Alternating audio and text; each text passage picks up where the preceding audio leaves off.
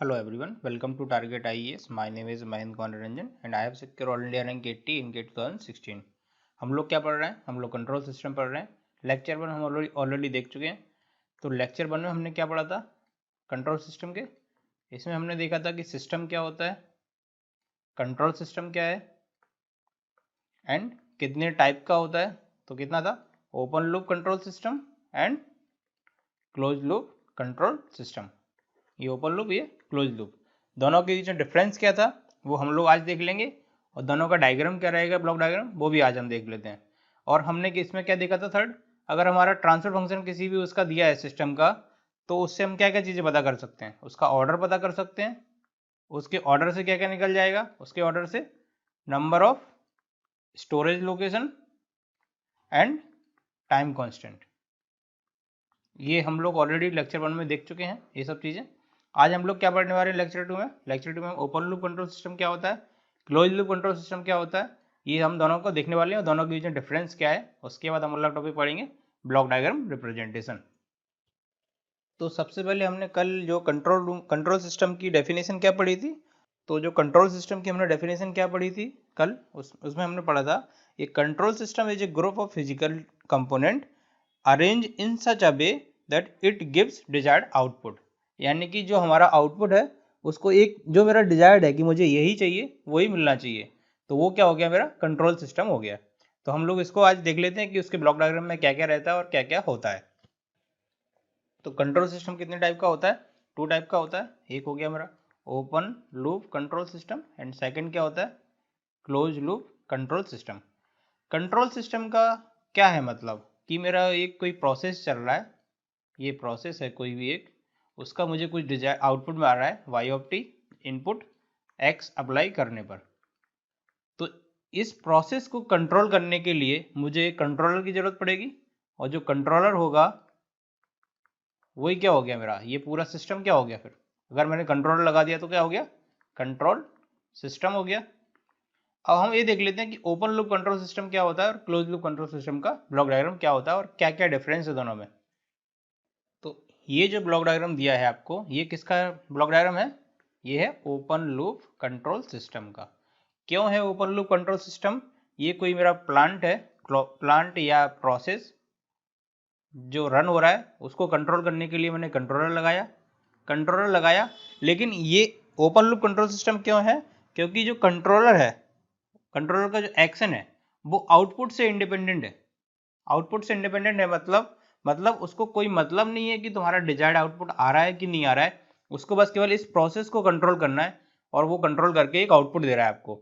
अब वो आउटपुट आपका डिजायर्ड है कि नहीं है उससे कंपेयर ही नहीं कर पा रहा है वो, क्योंकि यहाँ पे कोई कंपेरेटर नहीं है कि जो यहाँ से सिग्नल ले आउटपुट से कि क्या सिग्नल आ रहा है और उसको कंपेयर करे इधर कि हाँ कंपेयर करने मेरा जो आउटपुट डिजायर्ड है वो मिल रहा है कि नहीं मिल रहा है. अगर इसी में मैं एक लूप लगा दूंगा और यहाँ पर एक कंपेरेटर लगा दूंगा तो वो क्या हो जाएगा, मेरा क्लोज लूप कंट्रोल सिस्टम हो जाएगा. क्यों हो जाएगा, क्योंकि वो आउटपुट को इनपुट से कंपेयर कर पा रहा है और कंट्रोलर का एक्शन उस हिसाब से डिजाइन करेगा कि मेरा जो डिजायर्ड आउटपुट है वो मुझे मिल जाए. तो इसलिए क्या है, ये ओपन लूप कंट्रोल सिस्टम है. क्यों है ओपन लूप कंट्रोल सिस्टम, क्योंकि इसमें आउटपुट से वो कंपेयर नहीं कर पा रहे कि क्या आउटपुट मिल रहा है मुझे. तो कंट्रोलर का जो एक्शन है वो इंडिपेंडेंट हो गया आउटपुट के. तो ये हो गया मेरा ओपन लूप कंट्रोल सिस्टम. अब देख लेते हैं क्लोज लूप कंट्रोल सिस्टम. अब ये जो ब्लॉक डायग्राम दिया है ये किसका दिया हुआ है, ये दिया है मुझे क्लोज लूप कंट्रोल सिस्टम का. क्यों दिया हुआ है कि क्लोज लूप कंट्रोल सिस्टम की मेरी डेफिनेशन क्या बताइए आपको अभी, कि a system in which controller action completely depends on output. यानी कि ये जो कंट्रोलर है इसका एक्शन इस पर डिपेंड कर रहा है आउटपुट पे. क्यों डिपेंड कर रहा है, क्योंकि आउटपुट से ये फीडबैक ले रहा है और इसको यहाँ पर दे रहा है. ये कंपेरेटर हो गया मेरा. और कंट्रोलर का इनपुट क्या हो गया, कंट्रोलर का जो इनपुट होगा वो ये कंपेरेटर का जो आउटपुट होगा. और कंपेरेटर का इनपुट क्या है, आउटपुट है इसका, और ये है. तो ये तो इस पर डिपेंड हो गया ना आउटपुट पे. तो कंट्रोलर का जो क्या हो गया, कंट्रोलर का जो एक्शन है वो आउटपुट पे डिपेंड हो गया. तो वो हो गया क्लोज लूप कंट्रोल सिस्टम.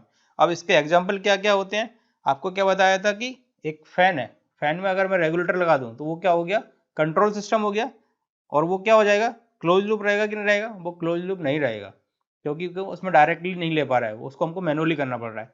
तो मैनुअली कर रहे हैं तो क्या हो गया, मैनुअली मतलब ओपन लूप कंट्रोल सिस्टम। तो क्लोज लूप कंट्रोल सिस्टम का क्या एग्जांपल हो गया, एनी सिस्टम विथ ऑटोमेटिक।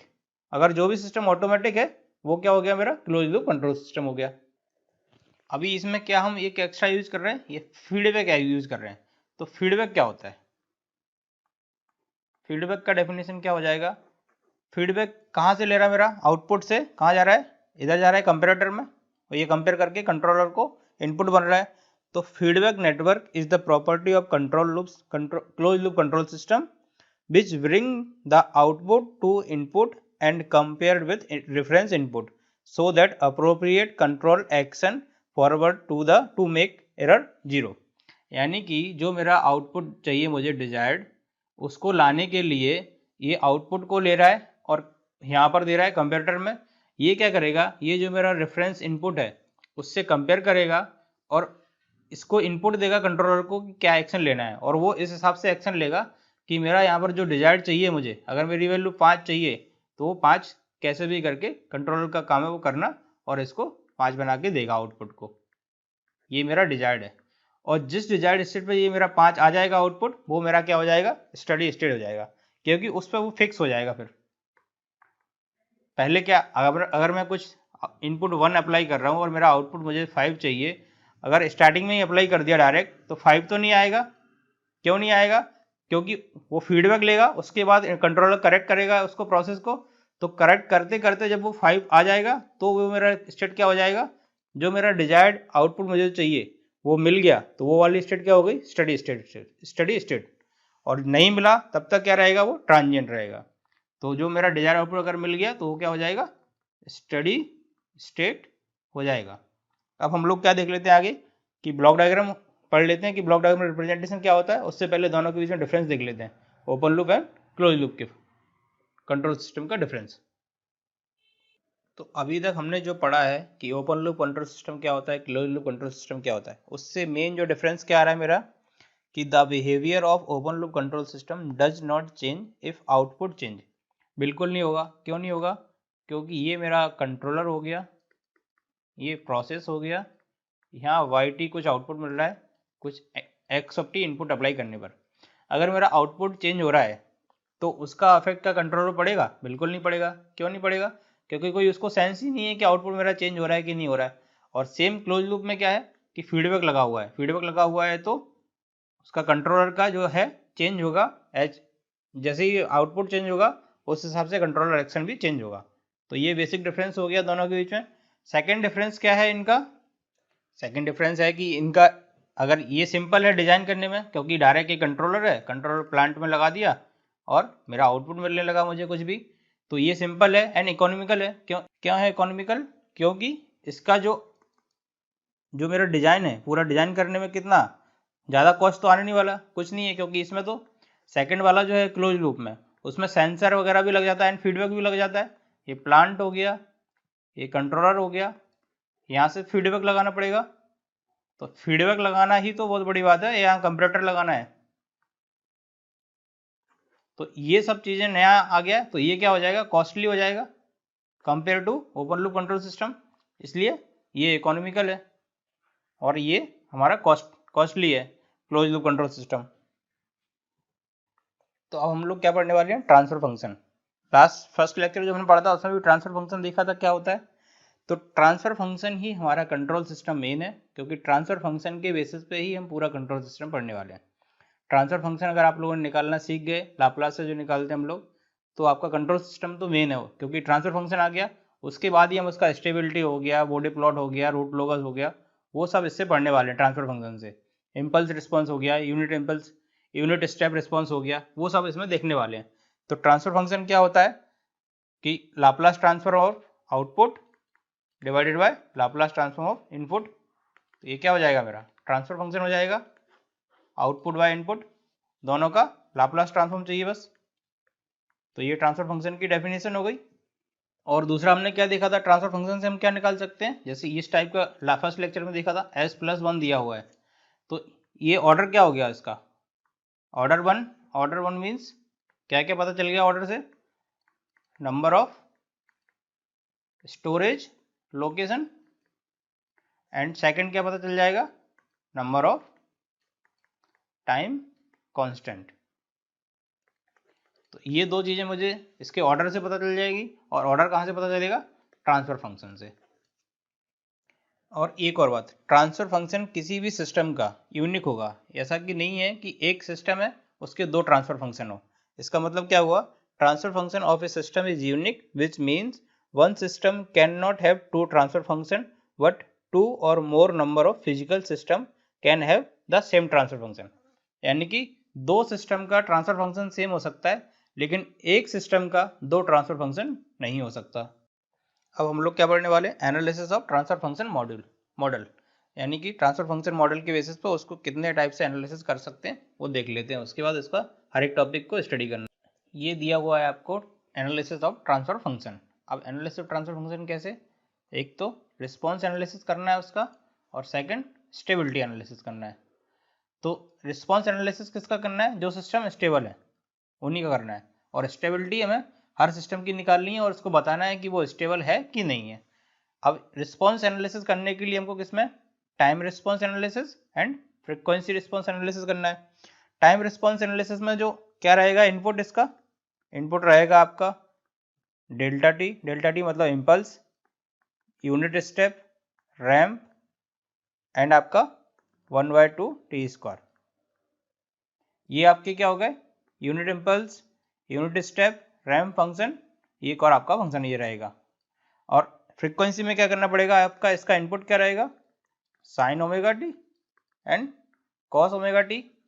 और ये क्या है आपका, इसके बाद स्टेबिलिटी एनालिसिस में time domain and frequency domain. तो टाइम डोमेन में हम लोग क्या पढ़ना पड़े हैं, RH क्राइटेरिया, RH मतलब Routh Hurwitz criteria, and second root locus. और फ्रीक्वेंसी डोमेन में क्या पढ़ने वाले, पोलर, नाइक्विस्ट, बॉडी प्लॉट,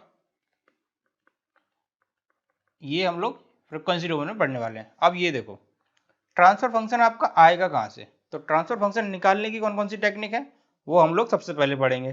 तो सबसे पहली टेक्निक कौन सी है, block diagram representation, block diagram के थ्रू। सेकंड है हमारा signal flow graph SFG। Third है हमारा RLC नेटवर्क।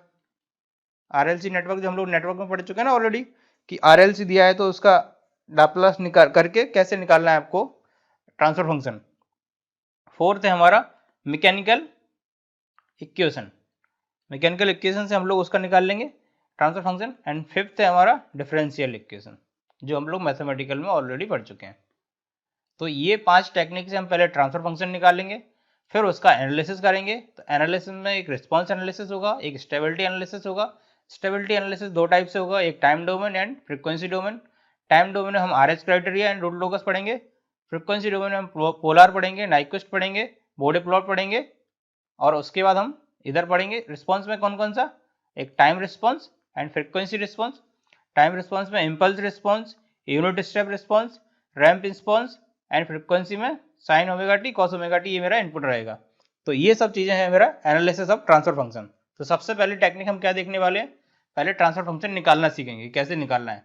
तो उसमें क्या पढ़ने वाले हैं, ब्लॉक डायग्राम रिप्रेजेंटेशन देखने वाले हैं सबसे पहले। तो सबसे पहला टॉपिक हम कौन से पढ़ने वाले हैं, ब्लॉक डायग्राम रिप्रेजेंटेशन। इसका स्टैंडर्ड टोपोलॉजी क्या है, स्टैंडर्ड टोपोलॉजी क्या क्या है, सबसे पहला है सीरीज और कैस्केड। सेकंड क्या है मेरा, पैरेलल और फीड फॉरवर्ड। और थर्ड है फीडबैक और क्लोज लूप एंड कैनोनिकल। ये मेरा स्टैंडर्ड टोपोलॉजी है।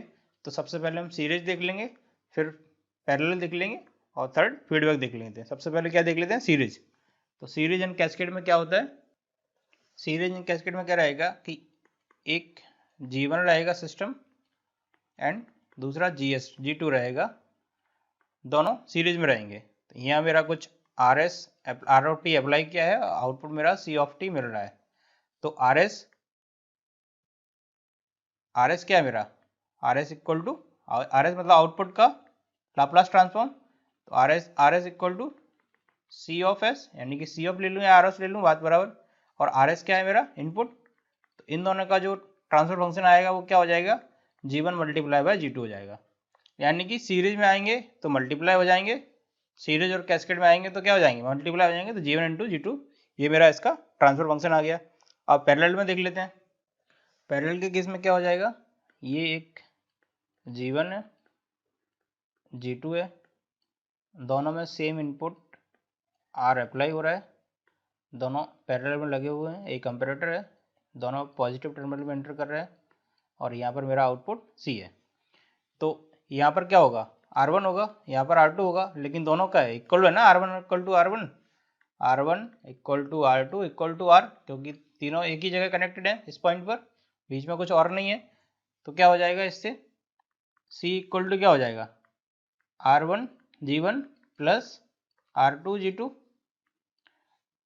और इधर से मैं R पुट कर दूंगा तो क्या हो जाएगा, R G1 plus R G2, और C बाय R क्या आ जाएगा, G1 प्लस G2। यानी कि जब दोनों पैरेलल में रहेंगे तो ऐड हो जाएंगे। तो ये मेरा क्या हो जाएगा, पैरेलल टोपोलॉजी हो गया। मैंने सीरीज पढ़ लिया, अब क्या पढ़ लेते हैं, फीडबैक टोपोलॉजी। अब ये फीडबैक टोपोलॉजी सबसे ज़्यादा इंपॉर्टेंट है, क्योंकि इसी से हम लोग ट्रांसफर फंक्शन निकालने वाले हैं, सारे जो ब्लॉक डायग्राम होने वाले हैं उसका।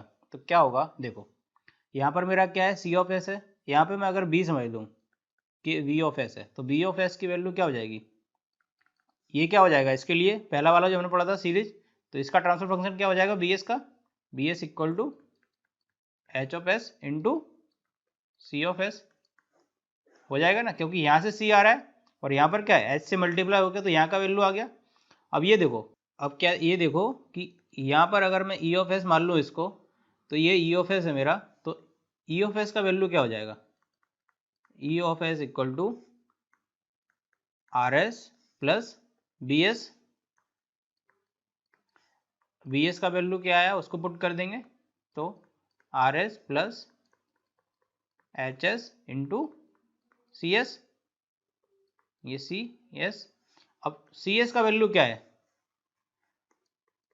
सी S equal to G S into E S, क्योंकि इसके लिए तो ये इनपुट है, तो इसमें मैं ई एस का वैल्यू पुट कर दूंगा, ये वाला।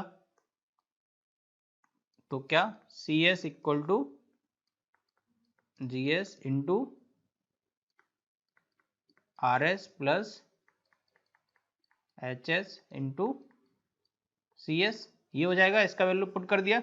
अब इसमें मल्टीप्लाई कर देंगे और सी एस को इस साइड ले आएंगे, तो सी एस ये हो गया, और ये वाले वैल्यू नेगेटिव में आ जाएगा, minus of H S into G S into C S equal to G S into R S. अब इसमें से क्या, सी एस कॉमन ले लेंगे, और ये क्या बचेगा, 1 minus H S into G S equal to G S into R S. तो ट्रांसफर फंक्शन क्या हो जाएगा, सी एस और आर एस को डिवाइड कर देंगे, यही क्या हो जाएगा, transfer function equal to this divided by this, क्योंकि इसको नीचे भेज देंगे तो क्या हो जाएगा, G S divided by 1 minus H S into G S, ये मेरा ट्रांसफर फंक्शन आ गया। यानी कि जब मेरा फीडबैक लग रहा है तो ये वाला सिस्टम तो ऊपर ही लगने वाला है ट्रांसफर फंक्शन निकालने के लिए, तो जी एस ऊपर रख दो उसको जो ऊपर लगा हुआ है, और ट्रांसफर जो नीचे आएगा, अगर ये पॉजिटिव में एंटर कर रहा है तो 1 माइनस कर दो, अगर ये नेगेटिव में एंटर करता तो 1 प्लस कर देते। अभी क्या पॉजिटिव में एंटर कर रहा है, तो 1 minus this multiply by this, यानी कि H S into G S, ये इसका ट्रांसफर फंक्शन हो गया। तो जब मेरा फीडबैक लगा रहेगा उस केस में क्या इक्वेशन आ जाएगा, हमने ट्रांसफर फंक्शन का अभी देखा, transfer function equal to C S by R S G S divided by 1 plus minus G S into H S, ये बन जाएगा। ये प्लस कब आएगा, जब नेगेटिव फीडबैक होगा, और माइनस कब आएगा, जब पॉजिटिव फीडबैक होगा।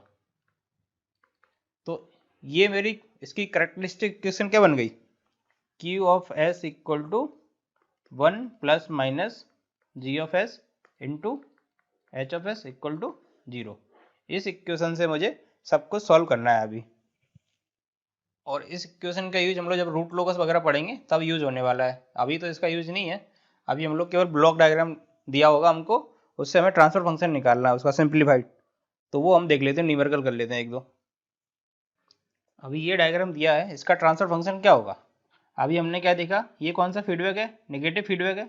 नेगेटिव फीडबैक का मतलब नीचे आए क्या आएगा, नीचे क्या आएगा, पॉजिटिव आएगा। पहले ये देखो, ये कौन सा हो गया मेरा, सीरीज कैस्केड, यानी कि सीरीज वाला हो गया, तो ये क्या हो जाएगा, मल्टीप्लाई हो जाएगा। तो ये क्या बन जाएगा, प्लस ये फीडबैक नेगेटिव, ये एच, और इन दोनों को मल्टीप्लाई कर देंगे तो क्या हो जाएगा, G1 G2 हो जाएगा। अब ये जो हमने फीडबैक वाला बनाया वो बन गया, तो क्या हो जाएगा इसका ratio, C/R equal to G1 G2 divided by 1 plus H into G1 G2। और अगर आपको ड्राइव करना है तो हम लोग अभी पहले जो देखे सेम उससे ड्राइव भी कर सकते हैं। तो ये इसका ट्रांसफर फंक्शन आ गया। अभी नेक्स्ट देख लेते हैं। अभी इसका ट्रांसफर फंक्शन क्या होगा, पहले तो ये दोनों क्या है, पैरेलल में कनेक्ट है। पैरेलल में कनेक्ट है तो क्या हो जाएगा, ऐड हो जाएंगे, तो क्या बन जाएगा रिडक्शन इसका, G1 plus G2 and G3 cascade हो जाएगा, और ये H हो जाएगा, और ये अब इसका क्या हो जाएगा, एक और simplified comparator G3 multiply by G1 plus G2 and ये फीडबैक हो गया मेरा H, ये R हो गया, ये C हो गया, ये पॉजिटिव, ये पॉजिटिव। पॉजिटिव फीडबैक है तो नीचे क्या आएगा, निगेटिव आएगा, यानी कि C/R equal to G3 into G1 plus G2 divided by 1 minus H into G3 G1 plus G2। ये इसका ट्रांसफर फंक्शन हो गया। अभी हम लोग अगले लेक्चर में क्या पढ़ेंगे, ब्लॉक डायग्राम रिडक्शन एल्गोरिथम, मतलब कैसे उनको रिडक्ट करना है और कैसे उनका ट्रांसफर फंक्शन निकालेंगे हम। जो हमारा बड़ा सा दिया रहेगा उसका ब्लॉक, उसको छोटा सा एक ट्रांसफर फंक्शन कैसे निकालेंगे, उसकी एल्गोरिथम वगैरह पढ़ेंगे कि कैसे उसका एलजेब्रा वगैरह करके नेगेटिव पॉजिटिव करके कैसे निकालना है उसको। Thank you.